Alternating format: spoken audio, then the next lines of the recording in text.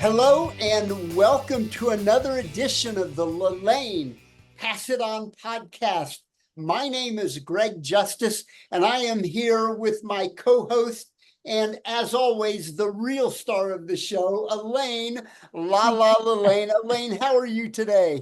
Oh, I'm great. And I'm so excited that we're going to interview Danielle Friedman because we spent many hours together. She's asked me everything under the sun, for her New York Times article. And we're going to discuss that more in depth later. Okay. Absolutely, absolutely. As Elaine said, Danielle Friedman is our special guest today, and she is an award-winning journalist who specializes in telling stories at the intersection of health, gender, and culture. Now, her first book, Let's Get Physical: How Women Discovered Exercise and Reshaped the World, was published in January of 2022. It was selected as a New Yorker, Financial Times, and Amazon Best Book of the Year. Danielle contributes regularly to the New York Times Wealth section, where she often explores the connection between movement and mental health. Her writing also appeared in Vogue, The Cut, Romper, Glamour, Harper's Bazaar, The Washington Post, The Wall Street Journal, NBC News, InStyle, Health, and many other publications. She has appeared as a guest expert on dozens of podcasts and public radio shows. And we are thrilled to have Danielle as our special guest today. Welcome, Danielle. Thank you so much for having me. I'm so happy to be here. Wow, Danielle, you are famous. When I first told my son, Danny, that I was going to be interviewed by Danielle Friedman from the New York Times, and he says, "Oh, she's famous," And you are, and you interviewed, like 4 or 5 years ago, you interviewed me for Let's Get Physical. That's right. And, That's right. And we talked, and we just had this, short conversation about fitness. But she says, one day I'd like to interview you. And 4 years later, I got this call, and it's Danielle. You take it from there, Danielle. Yeah, well, I try to keep my promises. And like you said, we spoke. I remember we had a great conversation when I was researching my book, and I was able to, I quote you in my book, tell a little bit of your story, but I knew there was much more to tell. And so I was so thrilled when you agreed to collaborate on our profile for the New York Times. And as someone who is truly a student of fitness history, it was amazing just to get to spend time with you and spend time in your home and learn about everything that you have created and borne witness to. Oh yeah, we really bonded, Greg. Yeah. And it was she spent a couple of days here at the house, and we spent 2 days down at the jumping, not the jumping, Yeah. At IDEA convention. yeah, idea convention. So anyway, it was Mhm. there we are. That's at the jumping jack. That's at the jumping jack contest. That was this year. Yeah. So it was fun. And then guess what? A great big, I mean, last I was so amazed because uh, on online, a whole article that was last year in 2023, and online. But then the paper came out 2 months later, and this whole page on the art section, I I couldn't believe it. She had everything in there. So I guess you can still look it up, right, Danielle? Can you find it? Yeah. Yeah, and trust me, I was as thrilled as you were to see it on, get a whole page spread in the arts section. I think it's almost exactly a year since this published. And, you know, honestly, at the time, I was just amazed that nobody at the Times or at some of our, at similar publications had told what felt to me like told your story in this way. And so I really, I was so grateful for that opportunity. And as a journalist, I just felt like what an amazing story it was. And so, yeah, I was so lucky. Well, it was a fun roller coaster ride up to 98 and now I'm 98 and a half. Oh, But you know yeah. what, Daniel, you know what Greg and I want to know?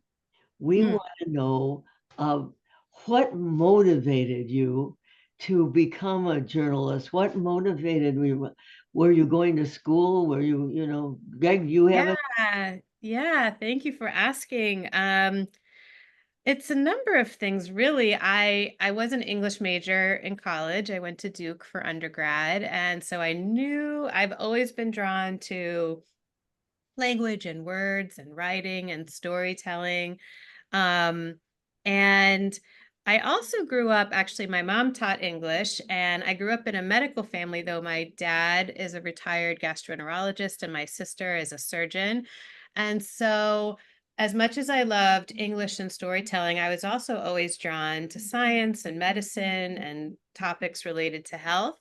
Um, I started out as a book editor, actually, at Penguin, editing nonfiction, and edited a number of books about health and psychology and culture. But I found myself really almost feeling a little envious of my authors who were out in the field doing the reporting and research and putting the stories together. And so after about 5 years as a book editor, I went back to school for journalism and never looked back. And um, my main driver in my work is, I would say, basically to encourage empathy, to help readers feel less alone in whatever they're going through. I take that really seriously as a health journalist. Of course, to bring awareness um, to issues and to basically just, whether it's in medicine or we're talking about fitness, ways that we can live sort of happier, healthier, more emotionally supported lives. And I really it's such a privilege. I love the reporting aspect of my job as much as I do the writing. So I feel really fortunate there. Let me ask you a question about, in the introduction, the first part of, I had mentioned that you specialize in telling stories at the Yeah. intersection of health, gender, and culture. Mm. Let's dig into that line and tell me what does that mean in a little greater detail. Oh, it's a great question. And not all of my stories fall at that exact intersection. But if you look at, I mean, starting with my book with Let's Get Physical, you talk about the meeting of health, gender, and culture. That book is a history of women's fitness in this country. So it's about health, it's about gender and women, and of course, well, I shouldn't say of course, it's about the ways that the wider pop culture and American culture shaped fitness, and then how fitness in turn shaped culture. So I just love learning about kind of how things work, the backstory, where things came from, and how maybe, especially those hidden connections in our world. And so I'm rarely looking at any topic I cover through a singular lens. I try to look at how it connects to all of these other elements of how we live, and particularly how women make their way through the world. Yes, and it was in depth. I mean, there's almost Denise Austin. I looked up her, and you look up anybody in your book, and you've got them in there. I mean, if you're into fitness or they're well known, you've got them in there.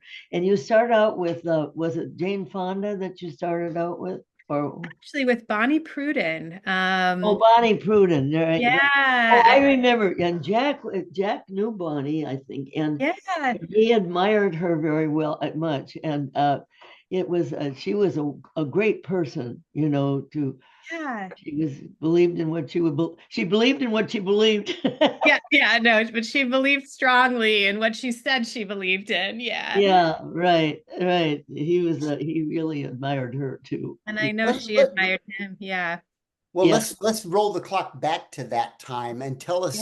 us Bonnie's story and how that really kind of began the women's movement into the world of fitness. Yeah, absolutely. So, yeah, Bonnie was a contemporary of Jack's. She was remarkable. I mean, basically in her early years, she couldn't stop moving. And particularly when she first sort of became a fitness evangelist in the 1950s. She was doing it at a time when it was really unusual for women to be making any kind of public show of strength and sweating and working their bodies. Bonnie had been a champion rock climber and skier. She was a Broadway dancer, but it was when her older daughter, she had two daughters, was in school and she visited one of their PE classes, um, and found herself kind of horrified at how little movement it actually involved, that she decided to get involved in fitness. And it started with children's fitness. She taught fitness classes. She's like, if you're not happy with the school, come to me. And she ended up basically taking her cause all the way to the White House. She and some colleagues with medical backgrounds ran studies that showed that American kids were not as fit as their European counterparts. Presented it to President Eisenhower, and that led to the Presidential Physical Fitness Test and the Council on Youth Fitness. So there was that, but she also, through her TV show, her work on the Today Show, her books, her records, helped to turn the tide and convince the public, obviously along with Jack, that it was safe and effective and really beneficial, for women to exert their bodies pretty Well, much the way that men did. Yeah. that's exactly how Jack got started with it when he went on television in 1951. He started talking Mhm. about working out, and I didn't. What did I know? I smoked and I ate bear claws and all that stuff. But I learned. Oh my gosh, he says that more a woman works out, the more feminine she becomes. The more man works out, the more man he becomes. Even had simple phrases like that, and it really hit when he started talking to the people, and like Bonnie Pruden started talking to the people about it and showing them different things and what they can do. Um, that's what started to make the change in the fitness world. Yeah. Yeah. Yeah. Yeah. And everyone who came after is standing on their shoulders, really. That's Yeah, how well, I see and that's a great transition when you said that, the ones that came after, who did, who was kind of in that next wave of women? Was there like a decade or so beyond that, or did she open the door and then they came rushing through? it. I don't think that's the case, but tell us about that. Did they trickle through or did they come in droves? I would say it was a trickle and then it was a flood. I think throughout the 60s, there were a handful. And in my book, I write about Lottie Burke, who was based in London. She invented what is now the bar workout, a multi-billion-dollar fitness scene. But my research, showed that it wasn't really until it was kind of the late 1960s. And Right. there were a few kind of watershed moments. Um, there was Dr. Kenneth Cooper's publication of the book Aerobics. Oh Uh, boy, yes. yeah, which really, kind of codified and showed that it was, again, that it was safe and beneficial for women and men to really push themselves. And Stamp then of approval. yeah, exactly. Yeah, because before then, doctors could kind of recommend exercise and movement, but there was as much skepticism as there was endorsement, and there wasn't the research yet. So he helped kind of open the door to exercise science. And then there was the rise of the aerobics movement. The rise of the co-ed gym. Gyms had been single sex or they would have ladies' days, or it was more separated. And then gyms became these big social meeting places. Yeah, in the 70s and 80s. Yeah. And there was the rise of women's running and running in general in the 70s. So yeah, it was there was Bonnie, there was Jack, Debbie Drake, who was sort of I was just going to mention Debbie Drake. Yeah. Yeah, she had also had the Debbie Did you know Drake. that Debbie Drake, one of Jack's students, was her mentor, and Oh, yeah, and they had I guess they were boyfriend and girlfriend at one point, but anyway, Jim Drinkward yeah. and Jim was a student of Jack's. He was 6'4", and Oh, he was a gymnast. And Jack always said it was hard for 6'4" people to do what he, but it's I remember Debbie Drake very well. Yes, yeah, yeah. a lot of those people. Yes, Yeah, name yeah. And name some more of those people that women that in that era. in that era, well, I mean, in that era, in like the 60s, it wasn't until really, in the late 60s, there was Gilda Marks, who went on to, well, she ran a workout studio, basically an Oh aerobics, yeah, which yeah. is where Jane Fonda got her start. And also Gilda was the first, she was really big in bringing lycra leotards and workout wear to the masses. She kind of helped. Speaking of workout wear, in the early 80s, 80 to 84, she gave us the outfits. We wore her outfits and the leg warmers. Oh, I love that. I still have the leg warmers that we wore. Gilda Marks. I interviewed Gilda, yeah, and she sent me a pair of her original leggings, and it was, she has there's a whole backstory on lycra, and which I do write about in the book, of how it had originally been invented for girdles, and then when women stopped wearing girdles, suddenly there was, it was kind of what to do with the fiber, and that's exactly when the dance wear and workout wear trend picked up. So there was Jack Gilda. used to say, "Wear nature's girdle." Yes, exactly, exactly.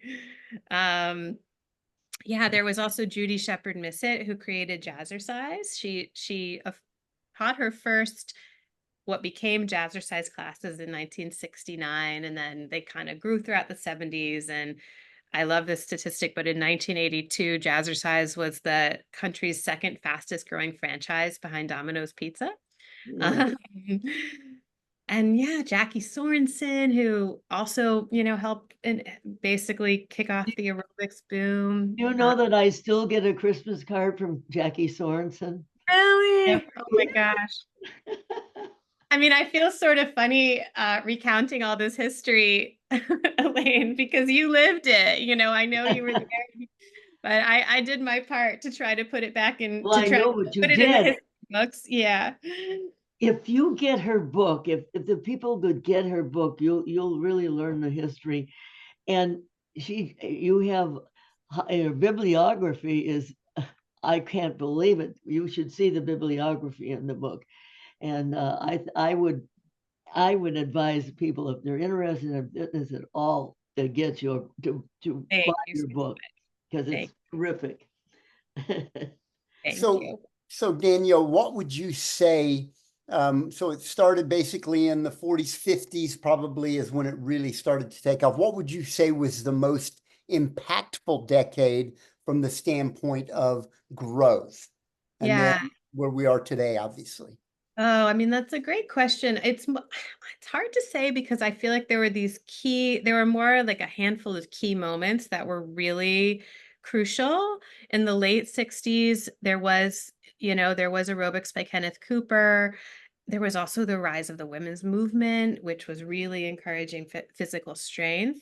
In 1972, there was the passage of Title IX. In 1973, Billie Jean King, beat Bobby Riggs in the Battle of the Sexes. And so this whole cultural mentality and shift about what women could do, were capable of, and ideas about women and strength and muscle were really moving forward. And then, I mean, along with the rise of co-ed gyms, in the early 80s, and honestly, you mentioned Jane Fonda before. Jane Fonda herself had a lot to do with this, but the rise of home videos. And there were records before, there were obviously TV fitness programs, but Jane Fonda is really credited with helping to kickstart not only the home workout video business, but the home video business writ large, because she encouraged people to basically purchase VCRs before they own them, because in order to benefit from her workout, you had to own it. And so at the beginning of the 80s, there were really a handful of workout videos. Jane's came out in 1982. There were a few jazzercise. And by the late 80s, there were something like, it was 500 workout videos being produced each year. Mhm. So, but beyond just it, being delivered via video, what was really significant about that, and Jack was so ahead of his time on this, was giving people the ability to bring a fitness instructor into their living room or their bedroom. Right. And that helped to democratize access to fitness in a way. And also with video, you could do it at a time, a time of your choosing. It really helped to make it accessible. And then as more celebrities got in on the fitness Oh, game, yeah. it became increasingly sexy as well.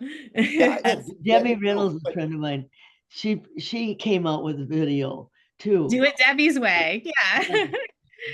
Greg, I'm sorry I didn't interrupt. no, that's fine because that's kind of a perfect tie-in because when you're talking about Jane Fonda and Debbie Reynolds and all the celebrities then got into it, what was unique about that is they brought the two worlds of celebrity and fitness together, and that created fitness at scale because people weren't just purchasing fitness, they were also purchasing a little piece of celebrity Yeah. while getting in shape. So it was like you were working out with a famous star, not just a fitness pro. So I think there was, I think that kind of was where I was going with my initial question about when did the movement really explode? And I think it was just the timing of the celebrity and the world of fitness coming together. And then, we talked to our friend Dan Isaacson, who helped to bring that. And obviously he was, I think, the only person to co-star in a workout video with Jane Fonda. And it was her first weight training video. So those two worlds collided at a time in the late 70s, early 80s that really pushed it to where everybody was in on it. Yeah, no, you're absolutely right. And it's so interesting. Well, the namesake of my book, the song "Physical" by Olivia Newton-John, the video came out in 1982, and at the end of the 80s, the end of the decade, Billboard voted it the song of the decade. And so, kind of like I was saying before about my beat, the interplay, the back and forth between fitness and culture and fitness and fashion and all of and celebrity, it all just became intertwined and helped to, like you said, just sort of catalyze it and bring fitness really to the masses in a way that we hadn't seen before. That's true. That's so true. It was a rough, rough time for a lot of people that were into the fitness in the early days, and they made fun of you all the time. Jack would go on Yeah. shows of the Tonight Show and some of the big shows, and they always have a comedian in there, so they Hmm. kind of make fun of Jack, but he loved it. He loved it. Don, you should hear Don Rickles on him. Boy, that was really funny. Yeah. Well, you seem like, And yeah, Johnny take Carson, it, deal Johnny it. Carson came out with Johnny LaLanne, and then he's God. throwing stuff all over the place, and it was really funny. We've talked about from where it came. Yeah. Where are we today and where are we going with women in fitness? What's next? Yeah. I mean, thankfully, I think we're at a period where we're seeing there's a number of shifts that are happening at the same time. Um, I think even since I started researching the book and reporting on the topic, there has definitely been progress in the cultural understanding of kind of what fitness can look like. It's become more fitness culture, I think, has become a bit more inclusive that a fit body doesn't have to just look one way. For so long, the ideals, especially for women that were held up as being, what you should strive for, what fitness looked like, was a pretty narrow, like literally and figuratively ideal, and that is expanding. Um, in my book, actually, the first chapter is titled Reduce, because that was one of the primary goals, and the last chapter was expand. Um, so there's that. I think so the culture is becoming more welcoming. I also think, and this is true for both women and men, but there's really been more of a focus on exercising and movement for mental health. The science of movement and mental health has really, started to flourish. And I think particularly with the pandemic, during the pandemic, a lot of people realized how important movement of any form was to them. So between that, the research showing just the myriad benefits of movement for mental health, um, and also kind of a recognition that maybe that's for some people, a healthier goal to strive for than disciplining your body in a way that feels punishing. I think that's really resonated with people. And I'll add one more thing that kind of relates to both of these, a theme that I'm seeing in my reporting, which is just, I think there's more of a recognition. Well, because I think it's only like 40% of Americans meet the CDC's recommended movement guidelines, aerobic and strength training. And so I think there's more of a recognition that we should move in whatever way feels good to us, and any movement is better than no movement. And so exercise doesn't have to mean taking an hour and be, to get yourself drenched in sweat, and it can just be going for a brisk 20-minute walk if that's what you're able to fit into your life. And so I really like that, because it feels more like meeting people where they are than the culture a few years back, which was a little bit more kind of all consuming. I Absolutely. only work out. I've all my life I worked out just like 20 minutes, sometimes a half hour, but I think into the exercise. In other words, I've been to the gyms where Jack had had his name on the Yeah. health spas, and I would go there, and people would be doing stuff like lifting this and but if you think into the muscle you're working and put your mind. Jack says your mind is a mine. It's full of diamonds, and all you have to do is dig them up. And movement and exercise clears out the brain, Yeah. and it gives you more of a positive look on life, because you get fuzzy in the brain too if you don't keep it circulating, and the blood circulating not only in your brain but your whole body. Yeah.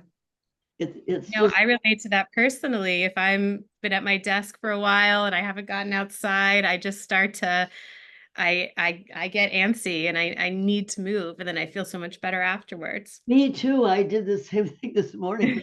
I went in there in the gym and I got on the treadmill, and I just felt so much better after just getting my Yeah. Exactly. And your taking treadmill, by taking the breath. way, Was this the treadmill that you have managed Yeah, to yeah, keep? you've seen it. It's that old, It's old, amazing. old treadmill. It's from the 70s, I think, but I mean, But you, it was but so cool. I'm. It's not doing something for me. I'm doing something for. I'm making it Yeah, go. yeah, You yeah. know. Mhm. You know, the evolution of the industry, you know, unfortunately, we're out of that no pain, no gain Yeah. mindset or mentality. And you're right. You're so right. Movement in general, it can be a brisk walk. It can be gardening. It can just be, you know, walking on a treadmill or weight. It can be whatever is in Mhm. your world that makes you feel good with movement. And, you know, like Jack always said, your health account and your bank account are the same. The more you put in, the more you can take out. And you know, it's like financially, your 401k, as you exercise, you're putting money into that account so that you can take it out in your later years and be well and Yeah. functional with your grandkids. So I think you're so right. It's just movement that makes you feel well. Yeah, and so much of my work really for the Times, for the New York Times that I've done around fitness just has to do with sort of helping people overcome maybe just the feeling that they have that they sort of either don't like exercise or they weren't cut out to exercise or um I really believe in meeting people where they are and I personally derive so much from it and I've written about how I love to run but I'm probably the slowest runner you've ever met and um I'm really fortunate because I grew up in a family where it didn't really matter, you know, what our speed was, or it wasn't about sort of external numbers. It was just about doing it because it felt good. And I'd want to be able to pass that on, and yeah, just bring kind of more people into the fold. If you want to live, move. Jack coined that, and I read before Pride and Discipline that I wrote with Greg. I wrote a book with Jamie Brinkus called "If You Want Mhm. to Live, Move," and he came to me with the idea of putting the boom back in the boomer. So we called it "If You Want to Live, Move," putting the boom back into boomers. So that's out there, but you know that's true. We want to put boom back into everybody. So if you want more boom, move. And I think in my profile of you, there's a quote. I think about it all the time. If you don't move, you become immovable. Yeah, A good one. you put that in your article. I I think think that's in the article. Yeah, near it the end. just came out of my, you never That's the know what thing. Yeah. Danielle knows. You never know what I'm going to say, right, Danielle? That and again, as a journalist, that is such a gift. But What that's you get, yeah. what you get. Danielle, you had made the comment about you just want to pass it on what you're Mhm. doing. And you know, that's what this podcast Yeah. was created for. It was about passing on Jack's mission, which is to help people help themselves. And if we can pass on that message to others, to everyone that is listening to this and beyond, then we're doing what Jack asked us to do, and that is to pass it on. Hmm. And you passed it on. I'll tell you that book. I, I, I, I agree. Everybody should get her book if you don't want to know all about fitness. Yes, and the book is titled Let's Get Physical: How Women Discovered Exercise and Reshaped the World. And it's available I'm sure, at Amazon and everywhere the books are Mhm. sold. Yes. Yes. And Danielle, why don't you tell us where people can learn more about you and get more information? Yeah, thank you. Well, I'm very active on Instagram. My Instagram is Danielle Friedman Writes. I share pretty much all my stories there, as well as the occasional fitness archive and artifact. You can go to my website, danielle-friedman.com. And I write as we've discussed, I write for the New York Times Well section. I have a story roughly every other week. So you can check me out there as well. Great. Well, you do a great job, and it's been a pleasure to have been call you my friend because I spent so much time with you. Now you're Likewise. a friend. It's been such a pleasure and honor these past few years, getting to spend time together. And it was so fun to see you again at the Jumping Jack event this year. Oh, I know. And we want to talk more about we broke the record, and Danielle was there helping us break the record, right?